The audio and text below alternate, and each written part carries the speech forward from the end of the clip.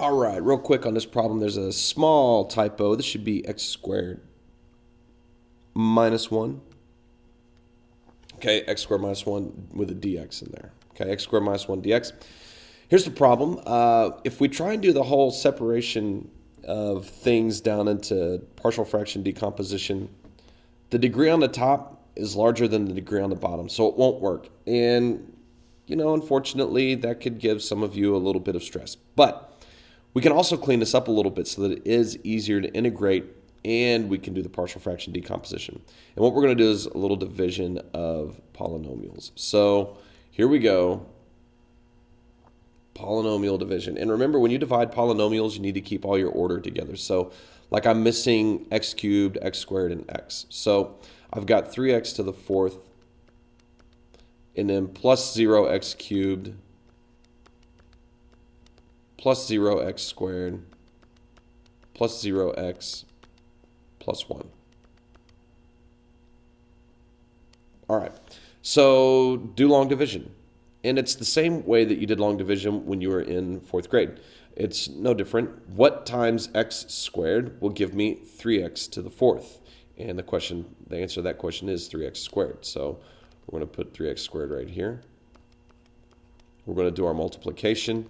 3x squared times x squared is 3x to the fourth. 3x squared times negative 1 is negative 3x squared. And just like in 4th grade, we're going to subtract this entire thing.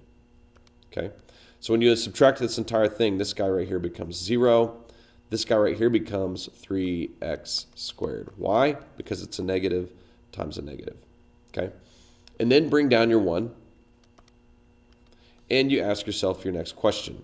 What times x squared is 3x squared? And the answer to that is 3. So we would have a plus 3 back here. So that will give us 3x squared minus 3. And again, we're going to subtract that whole thing. So that gives us 0 here and 4 right there.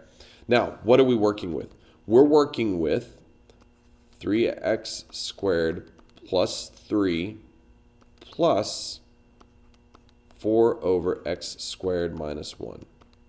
Okay? That's the integral that we're now dealing with. And we haven't done a ton of stuff with integrals yet, but we've really started exploring them. Doesn't this part right here look a lot easier to integrate than anything that we've got over there? And I would argue, yeah, it looks a lot easier to integrate. We can integrate it right now. This would be 3x cubed over 3 plus 3x. Okay? The only thing that's tricky now is this whole 4 over x squared minus 1 situation. So what we're going to do is we're going to do our partial fraction decomposition. All right? And I'm going to lose our division because I may need a little bit more space. So forgive me for that. And we're going to take 4 over x, whoop, wrong guy. So 4 over x squared minus 1. Now, x squared minus 1 factors to x plus 1 and x minus 1. Okay? And to do our partial fraction decomposition, we want to multiply the entire equation by x plus 1, x minus 1. And when we do that, on the left-hand side, we just get 4.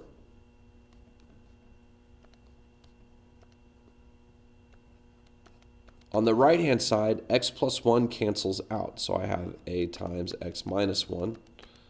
And b over x minus 1, the x minus 1s cancel out. So I'm left with b times x plus 1.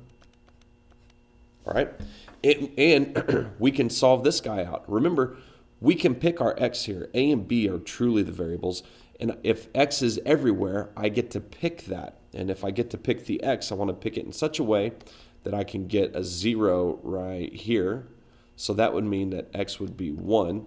And I want to pick it in such a way that I can get a 0 right here. So x would be negative 1. And this works mathematically because we are following all our rules of algebra, even though it's a little weird, a little uncomfortable. All right? So if I work with the a part first, so 4 is equal to a times 1 minus 1 plus b times 1 plus 1. Remember, everywhere we see x, we put the 1 in. This gives me then no a's, and this gives me 4 plus 4 equals 2b. 4 equals 2b, or b equals 2. All right? So for this guy right here, b equals 2. All right? Last part then is the other side with this whole x minus 1 part. So 4 equals a times negative 1 minus 1 plus b times 1 minus 1. And again, the b's go away, okay? And this is going to leave me with 4 equals negative 2a, or a equals negative 2. That's this part right here, okay? And what that gives us for our problem that we're trying to solve is it takes this part of our equation right here and gives us an integral that says negative 2 over x plus 1 plus 2 over x plus 1, I'm running out of room again, dx. All right? Well, notice that x plus 1 is in the denominator, and if I have my variable in the denominator when I integrate, and it looks like this, it's going to integrate to natural log, the natural log of u. All right? And in this case, if I let u equal x plus 1, and we've talked about this in class, then du is going to be equal to 1 dx. Okay? And 1 dx does not change anything at all.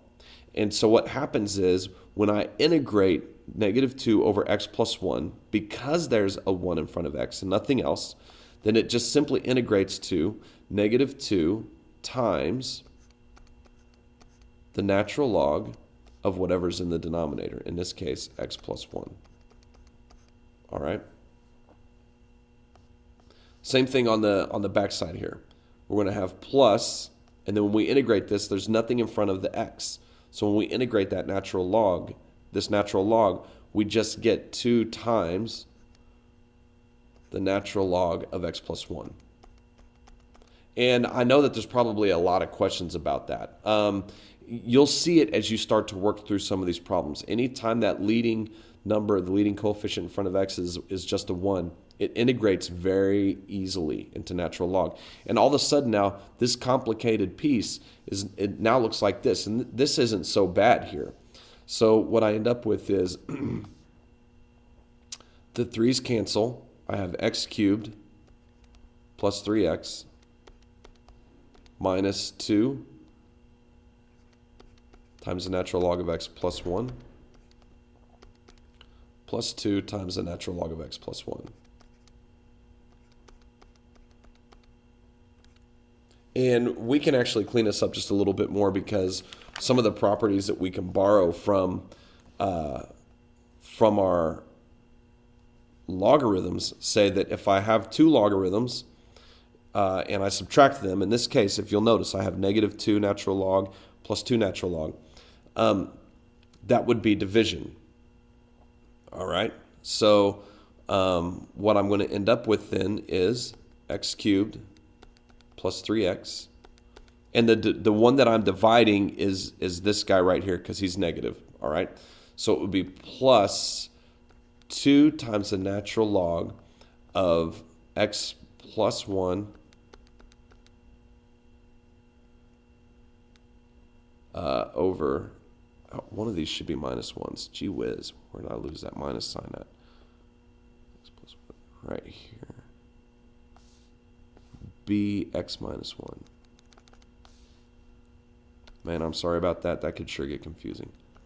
x minus 1. So this should be a minus sign. This should be a minus sign. So it's going to be x minus 1 over x plus 1.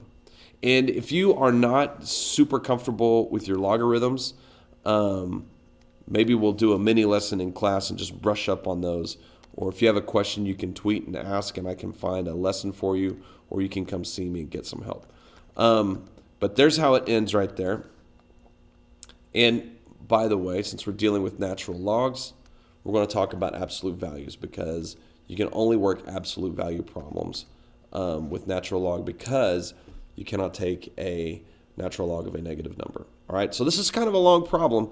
And again, it's a lot of the algebra that's difficult, not necessarily the calculus. But through a lot of work, through a lot of practice, you'll start seeing some of the ways that all these things go together.